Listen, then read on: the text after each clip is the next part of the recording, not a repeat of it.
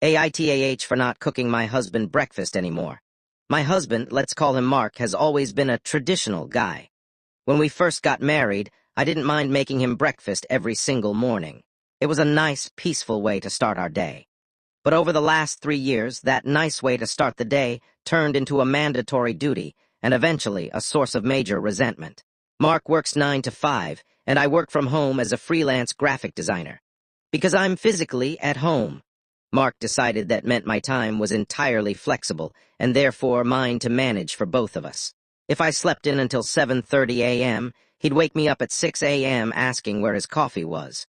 If I had a deadline, he'd complain that his eggs were cold because I couldn't be bothered to pause my work for 10 minutes. The breaking point came last Tuesday. I had a massive project due for a new client, the kind of project that could define my entire year. I stayed up until 3 a.m. finishing the final touches.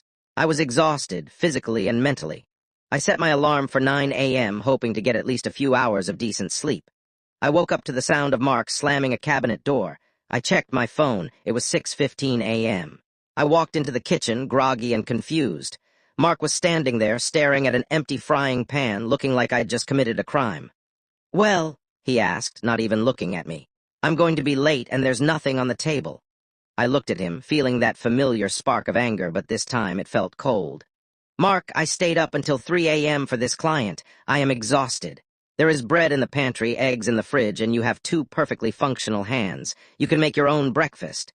He scoffed. "It's not about the eggs, it's about the principle. You're home all day. This is what a wife does. Don't be lazy." That word, lazy, hit me like a freight train. I wasn't lazy, I was exploited. I looked him dead in the eye and said, "From today, the wife who cooks your breakfast is officially off the clock. Permanently. If you want breakfast, you make it yourself. If you're late, that's on you." He didn't believe me, of course. He thought I was throwing a tantrum. But it's been a week, and I haven't stepped into the kitchen before 9 a.m. once. He's had to learn how to toast bread, scramble eggs, and believe it or not, buy his own coffee on the way to work.